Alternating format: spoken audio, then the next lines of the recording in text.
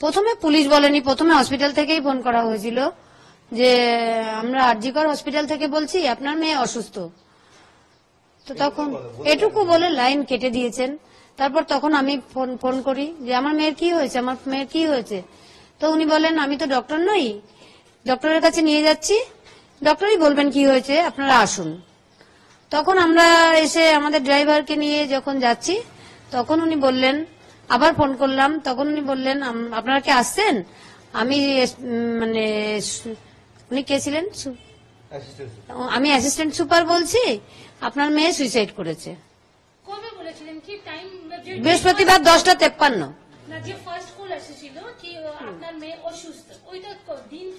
বৃহস্পতিবার 10:53।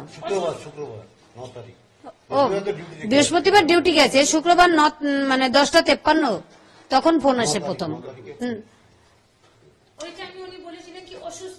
হ্যাঁ, প্রথম ফোন করেছিল অসুস্থ আছে, দ্বিতীয় ফোন আমি করেছিলাম। আগে না থেকে নিয়ে নিই, তারপরে আপনি বলবেন, ঠিক আছে? না না না, ওই জন্য না, ঘুম দেখতে দেয় না। আর আপনারা কবে ওইখানে পৌঁছেছিলেন? আমরা সাথে সাথেই পৌঁছেছি, গাড়ি নিয়ে যতটা টাইম লাগে। তারপর আমাদের বসিয়ে রেখেছে, দেখতে দেয়নি। তারপর ডিপার্টমেন্টে বসে রয়েছি, 3টের সময় আমাদের দেখতে দিয়েছে। বডি আপনারা দেখেছিলেন? হ্যাঁ।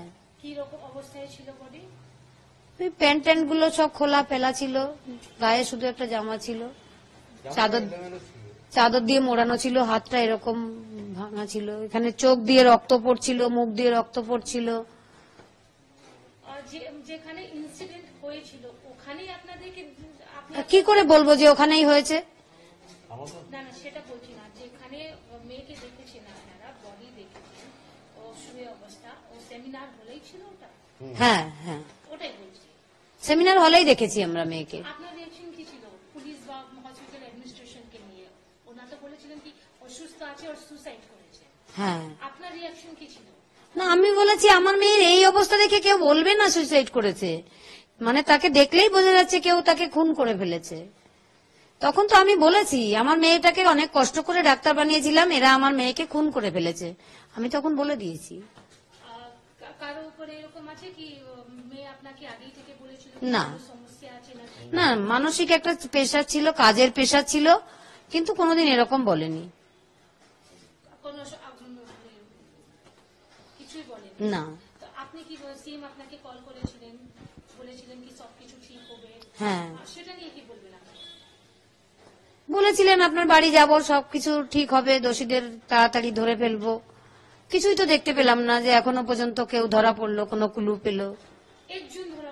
একজন ধরা পড়েছে, ওকে তো আমি মনেই করছি না, ও ভেতরের লোক না থাকলে বাইরের ও কি করে জানলো আমার মেয়ে ওখানে আছে?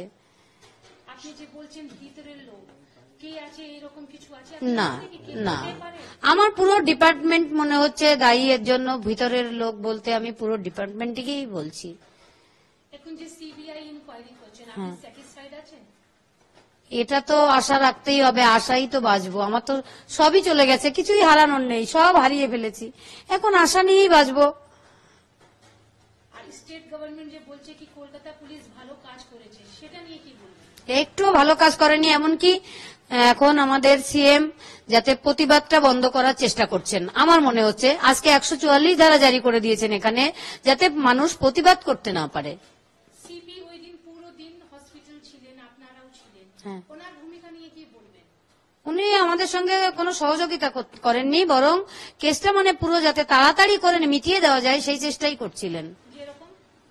যেরকম তাড়াতাড়ি পোস্টমর্টম হয়ে যাবে, তাড়াতাড়ি বডি নিয়ে পুড়িয়ে দেবেন, এরকম চেষ্টা